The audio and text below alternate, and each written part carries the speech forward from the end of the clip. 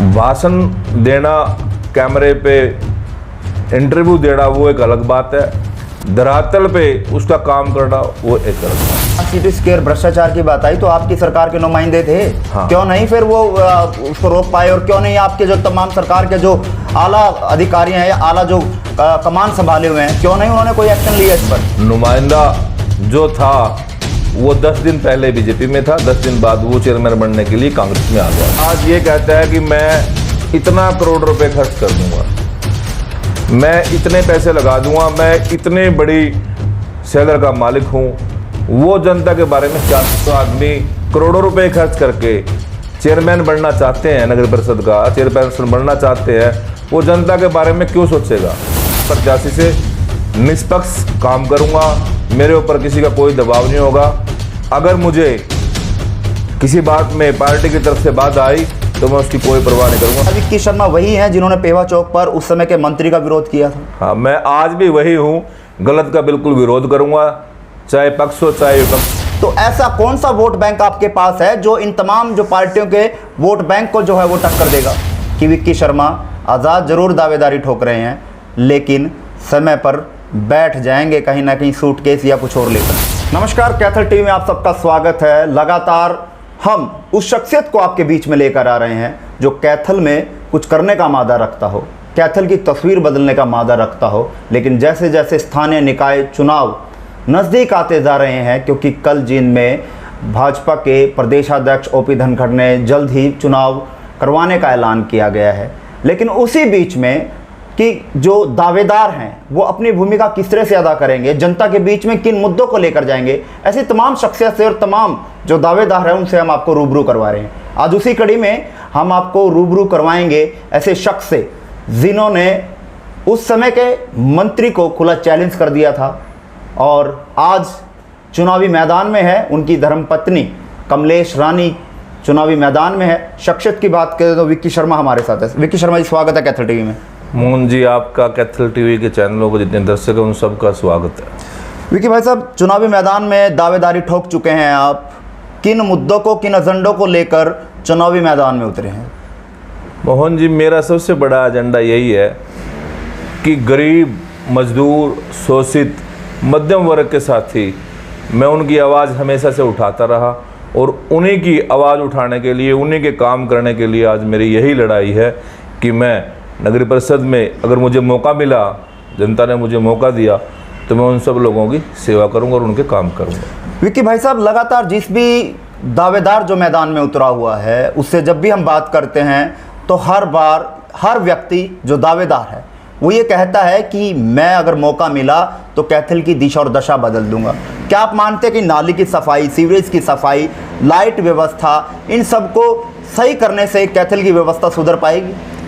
देखिए, जो नगर परिषद के अधिकार क्षेत्र के कार्य हैं वो कार्य सुचारू रूप से अगर कोई आदमी मेहनत करेगा, संघर्ष करेगा, उसको एक्सपीरियंस हो, ज्ञान हो, तभी वो कर पाएगा। खाली झूठे पुलाव में, वादों में ये काम करना बड़ा मुश्किल है।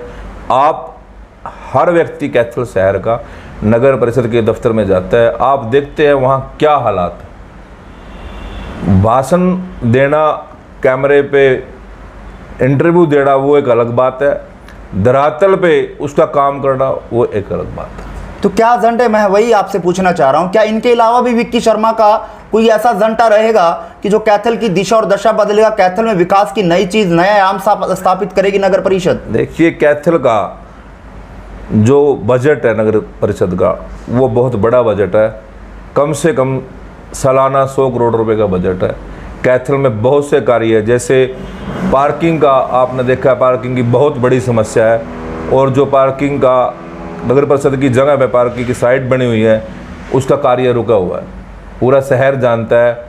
बैंक शेयर की बात थी, बैंक शेयर घोटाला था। जो आदमी राजनीति में सड़क से उठता है, नीचे से उठ के चलता है, उसको लोगों की समस्याओं के बारे में ज्ञान होता है, उसको लोगों के शहर के सौंदर्यीकरण के बारे में ज्ञान होता है। जो आदमी खुले मन से राजनीति करेगा, किसी के दबाव में नहीं होगा, वही इस कैथल शहर की सेवा कर सकता है। विक्की भाई साहब, जहाँ सिटी स्क्वायर भ्रष्टाचार की बात आई तो आपकी सरकार के नुमाइंदे थे। हाँ। क्यों नहीं फिर वो उसको रोक पाए, और क्यों नहीं आपके जो तमाम सरकार के जो आला अधिकारी हैं या आला जो कमान संभाले हुए हैं, क्यों नहीं उन्होंने कोई एक्शन लिया इस पर? देखिए, कांग्रेस सरकार विपक्ष में थी, नुमाइंदा जो था वो 10 दिन पहले बीजेपी में था, 10 दिन बाद वो चेयरमैन बनने के लिए कांग्रेस में आ गया था। आप भी जानते हो, जो बात सच है तो सच है। वो आदमी बीजेपी में भी मिला हुआ था, स्थानीय विधायक के साथ मिला हुआ था, और जब तक स्थानीय सरकार जो सत्ता पक्ष की सरकार है उसका हस्तक्षेप बीच में नहीं होगा तब तक सही जांच नहीं हो सकती। हमने उसमें इंटरव्यू भी दिया था, और आज भी मैं आपके टीवी चैनल के माध्यम से कह रहा हूं कि उसकी निष्पक्ष जांच कराया जाए, जो दोषी है उसको सजा होना चाहिए, इसमें चाहे सरकार किसी की भी हो। अगर विक्की शर्मा की धर्मपत्नी कमलेश रानी को अगर जनता चुनकर नगर परिषद की कुर्सी पर, चेयरपर्सन की कुर्सी पर अगर बिठाती है, तो जनता कैसे विश्वास करे कि जो भ्रष्टाचार और जो कैथल की जनता को हर दिन चक्कर पर चक्कर लगाने पड़ रहे हैं एक काम के लिए, कैसे लोगों को विश्वास आप जता पाएंगे कि इनको हम खत्म करेंगे, भ्रष्टाचार खत्म करेंगे और लोगों को चक्कर नहीं लगाने पड़ेंगे? मोहन जी, सबसे बड़ी बात तो ये है, आज देश का हर नागरिक जागरूक है। जनता समझ चुकी है मेरी वोट की क्या वैल्यू है, क्या महत्व है। और जो आदमी आज ये कहता है कि मैं इतना करोड़ रुपए खर्च कर दूंगा, मैं इतने पैसे लगा दूंगा, मैं इतनी बड़ी सेलर का मालिक हूं, वो जनता के बारे में क्या सोचेगा? जो आदमी करोड़ों रुपए खर्च करके चेयरमैन बनना चाहते हैं, नगर परिषद का चेयरपर्सन बनना चाहते हैं, वो जनता के बारे में क्यों सोचेगा? जनता जिसको चाहेगी उसको कुर्सी पे बिठाएगी। अगर जनता, जो जनता के बीच में साथी रहेगा, बिना खर्चे के चेयरमैन पर्सन बनेगा, वो जनता का बोझ रखेगा, वो जनता का आभार रखेगा, वो जनता के काम करेगा। अगर जो आदमी आकाओं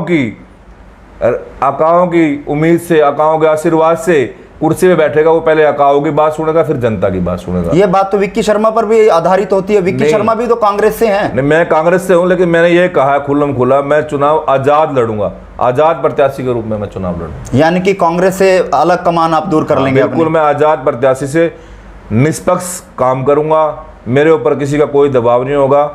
अगर मुझे किसी बात में पार्टी की तरफ से बाधा आई तो मैं उसकी कोई परवाह नहीं करूंगा, मैं जनता के लिए लड़ाई लड़ूंगा। विक्की शर्मा जी, अगर थोड़े पीछे वाले समय में अगर हम चलें तो क्या विक्की शर्मा वही हैं जिन्होंने पेवा चौक पर उस समय के मंत्री का विरोध किया था? हाँ, मैं आज भी वही हूँ, गलत का बिल्कुल विरोध करूंगा, चाहे पक्ष हो चाहे विपक्ष हो।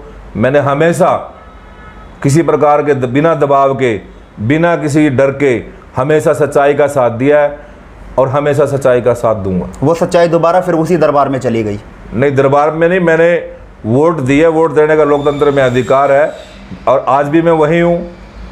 पार्टी में एक व्यक्ति गलत हो सकता है, पार्टी कभी गलत नहीं हो सकती, किसी कारणवश मतभेद हो सकता है, मनभेद हो सकता है, लेकिन मैं कभी भी, आज भी मैं ये कह रहा हूँ कि जनता की लड़ाई लड़ूंगा, मेरे पर किसी का कोई दबाव नहीं है।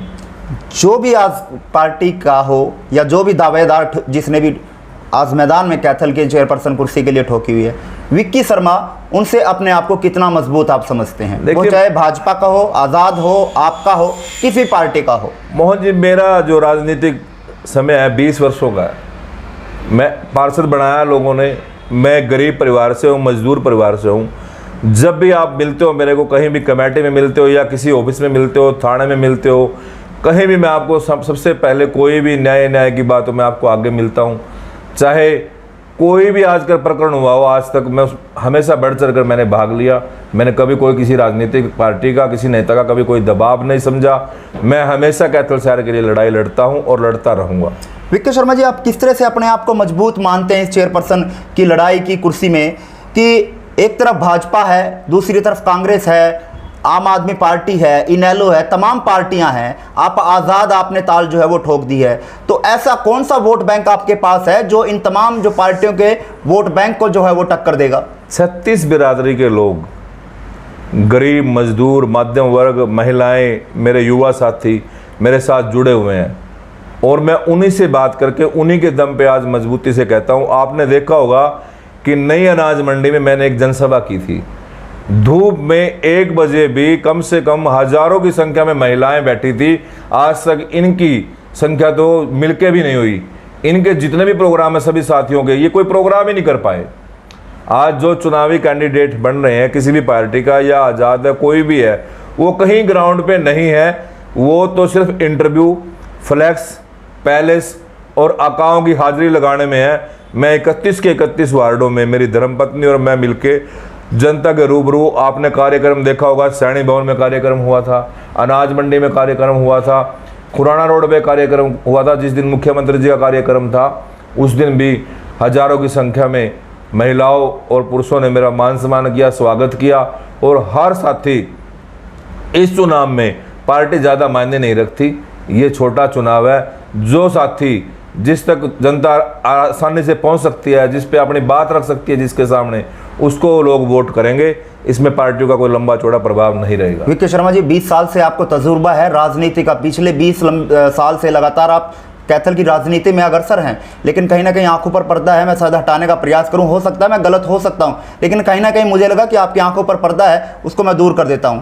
सभाओं में और रैलियों में भीड़ देखकर वोट नहीं समझी जाती। ये भीड़ किसी भी पार्टी में है, अगर इस भीड़ को देखकर वोट की बात राजनीति की जाए तो शायद कांग्रेस आज सत्ता में होती, क्योंकि कांग्रेस की रैलियों में आपने देखा होगा भीड़ बहुत जुटती है। या और अन्य की रैलियों की बात करें तो भीड़ बहुत जुटती है। रैलियों में हर तरह के लोग पहुंचते हैं, लेकिन उसको अनुमान लगाकर हम सोचें कि मैदान में मजबूती से हैं तो कहीं ना कहीं हम गलत हो सकते हैं, शायद पर्दा है। मोहन जी, आप बिल्कुल ठीक कह रहे हो। वो पर्दा उन रैलियों को होता है जो रैली पैसे से की जाती है। मैंने तो आपके सामने बोला है पहले भी, मैं गरीब परिवार से हूँ, मजदूर परिवार से हूँ। मेरा तो जो भी प्रोग्राम हुआ है उन साथियों ने खुद पैसा इकट्ठा करके मेरा कार्यक्रम किया है।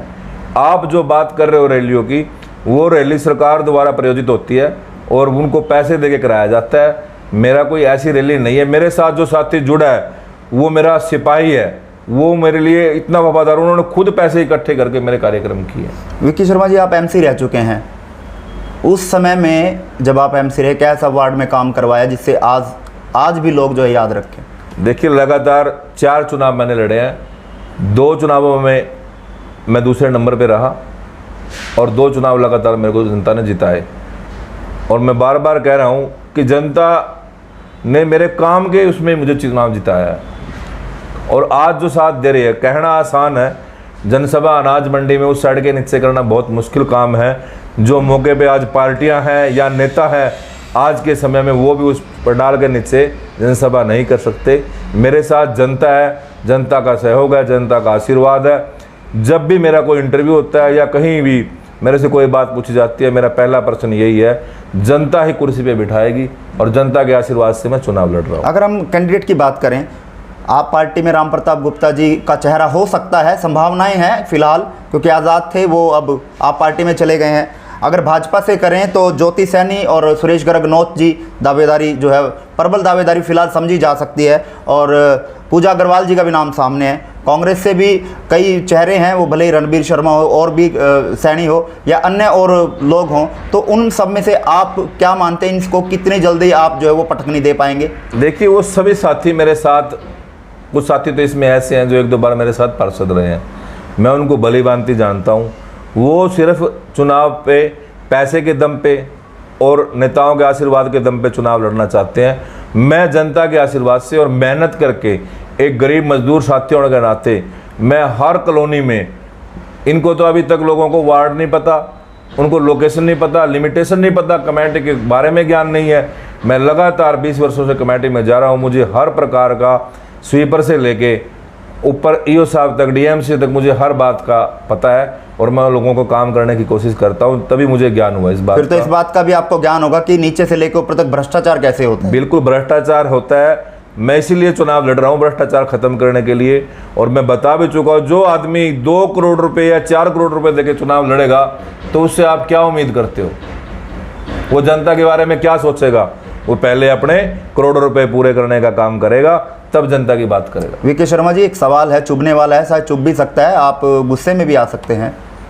शहर के लोगों में और ये भी खुशबुसाहट है, सूत्रों के हवाले से खबर है, मैं भी पुख्ता नहीं हूँ, कि विक्की शर्मा आज़ाद जरूर दावेदारी ठोक रहे हैं, लेकिन समय पर बैठ जाएंगे कहीं ना कहीं सूटकेस या कुछ और लेकर?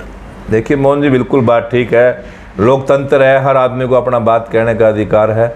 लेकिन मैं आपके मंच, इस टीवी के माध्यम से, आपके चैनल के माध्यम से बात कह रहा हूँ, हम किसी भी, ना तो कभी विक्की शर्मा झुका है और ना कभी बिका है। हम बिल्कुल बड़ी मजबूती से चुनाव लड़ेंगे और आज हम सबसे मजबूत दावेदार हैं और जनता की सेवा करना मेरा लक्ष्य है। मेरा पैसे का या बिकने का या बैठने का कोई मेरा मतलब नहीं है। बिल्कुल आपके चैनल के माध्यम से मैं कह रहा हूँ, हम सबसे मजबूत उम्मीदवार हैं और हम चुनाव लड़ेंगे। बाकी लोकतंत्र, कोई जो मर्जी बात करे। अगर कोई पार्टी आपको टिकट देती है या कांग्रेस ही अगर टिकट आपको दावेदार बनाती है, तो क्या आप कांग्रेस की तरफ से चुनाव लड़ने के लिए तैयार हैं या आज़ाद ही दावेदारी? अब साथियों ने मन बना लिया है, हम आज़ाद प्रत्याशी के रूप में चुनाव लड़ेंगे। किसी पार्टी से बिलोंग नहीं पार्टी से हमारा कोई किसी से बातचीत नहीं है और ना ही हम करेंगे। साथियों ने हमारे बैठ के मीटिंग की, मीटिंग में एक डिसीजन हुआ है कि हमने आज़ाद प्रत्याशी के रूप में चुनाव लड़ना है। अगर हम पार्टियों के नीचे ऊपर जाते रहे तो हम फिर चुनाव सही ढंग से नहीं लड़ सकेंगे।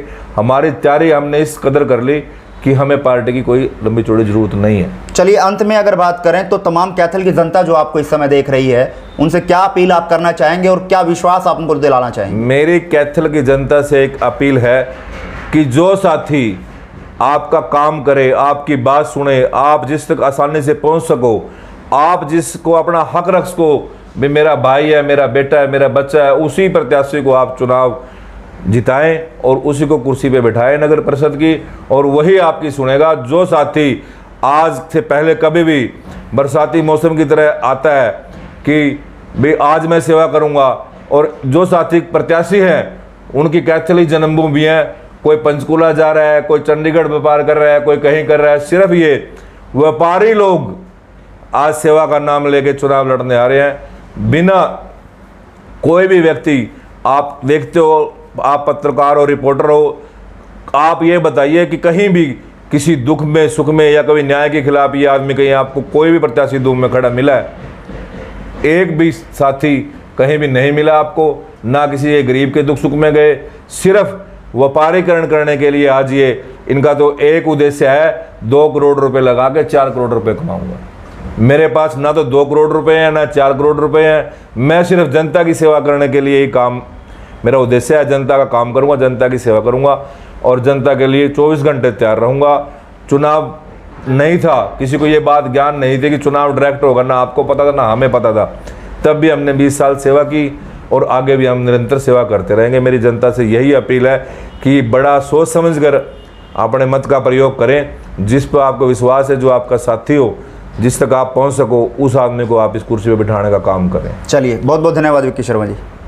और ये थे हमारे साथ विक्की शर्मा जी, जिन्होंने साफ तौर पर हर बार कहा है कि मैं आज़ाद उम्मीदवार दावेदारी ठोक चुका हूं और इनकी धर्मपत्नी कमलेश रानी मैदान में उतर चुकी हैं।